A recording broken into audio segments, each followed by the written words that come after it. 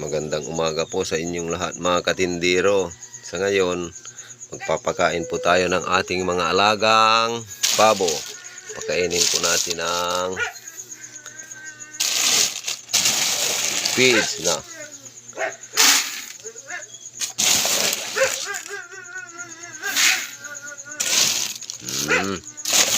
Pakainin po natin sila ng feeds. Samahan nyo na ako katindero.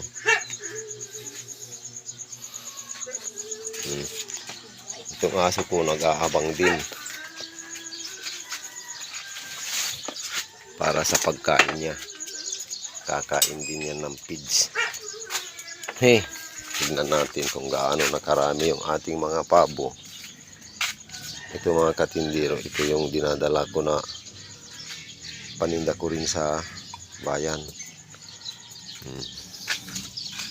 Marin akong mapaglagyan doon, kaya dinadala ko.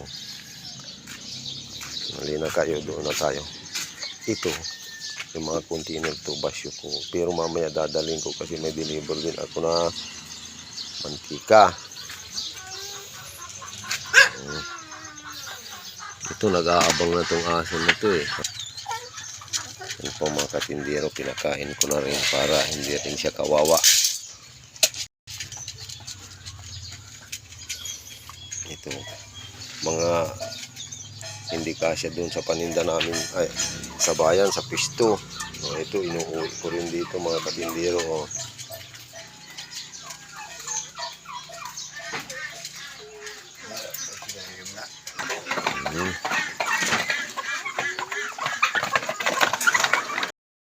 Sa mga katindero, dumami na rin sila mga katindero, yung mga alaga nating pabo.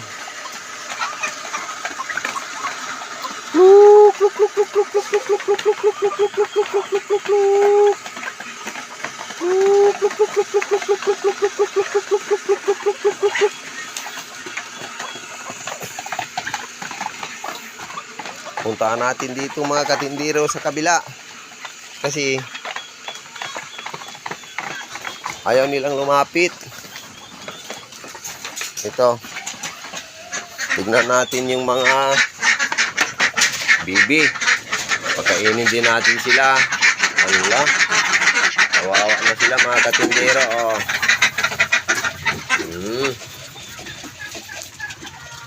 Ito yung sabi ko sa inyo nakaraan na paninda kong balot.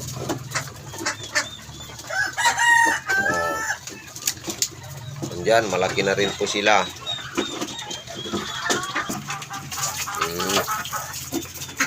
Lagyan po natin ang mga tubig yung kuwan. Lalagyan nila mga katindero.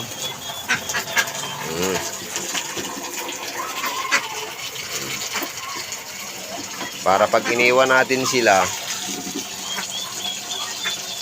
may maiinom. Kasi papunta na naman kami sa bayan magtitinda. Ito yung alaga ko ngayon, mga pabo. Tapos ito yung mga alaga ko ngayon, mga itik, pabo. Ito ginagawa kong pangitlugan. Kasi yung baboy ko dati hindi ko na sila maharap. Ito yung kulungan nila. Wala na akong baboy ngayon kasi hindi ko sila maharap pag nandun ako sa bayan. Ito yung mga kulungan ngayon. Pabo ang mga alaga ko.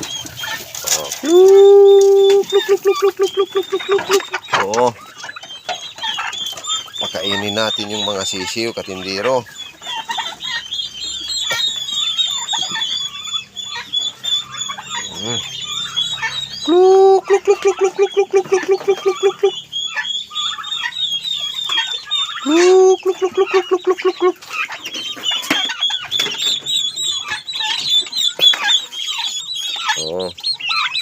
Ito na yung mga sisiw ko katindero. Sisiw ng pabo. Marami po sila ngayon.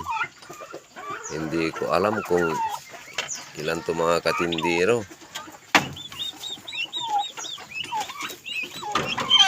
Oh, ito na, medyo malalaki na rin po sila. Oh. Pag lumaki to rito ng mga katindero, pultang yan. No? Aabot yata sila sa 50 na sisi o katindero. Oh. Ito mga katindero, paninda ko rin. Kasi mahirap mag-alaga pag marami. Kung gusto nyong bumili na kayo. Para mabawasan rin ng konti.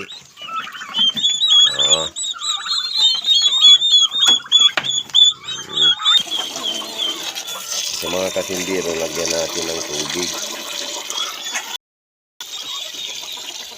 Para hindi mahirapan yung mga sisiw natin kumain. Tingnan nyo sila mga katindero. Oh. Marami na sila mga katindero. Oh. Susunod na mga araw magkakatay tayo. Para mabawi natin yung pinapakain natin sa kanila. Sobrang dami na.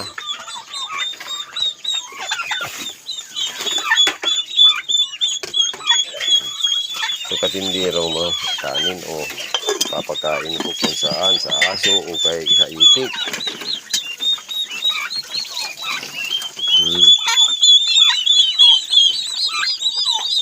Ito mahirap din magparami mga katindero kasi ito o tag-ulan. Parang mahina yung mga katawan nila pag kailangan nila ng vitamins. Oh. Luk luk luk luk luk luk luk luk luk luk luk luk. Asingger kayo lapit lapit lapit lapit lapit. Mga katinderong pabo. Lapit lapit lapit. Lapit lapit lapit mga katinderong pabo. Dali, mahirap kumuha katindero ng pagkain. Dali natin dito sa loob. Luk luk luk luk luk. Luk luk luk luk luk luk luk luk luk luk luk.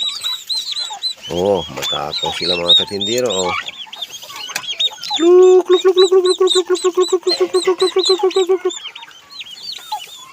Tiyaga lang pag-aalaga ng pabo mga katindero. Tapos pag nangingitlog sila para dumami, kasi halos sabay-sabay sila mga katindero.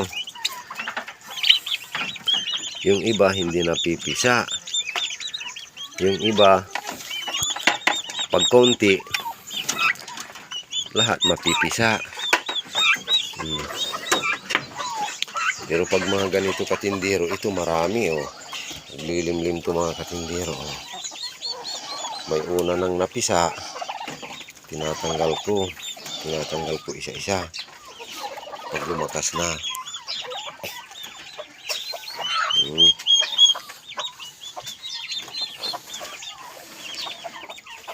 Ito na naman bago yatang nangingitlog to mga katindero.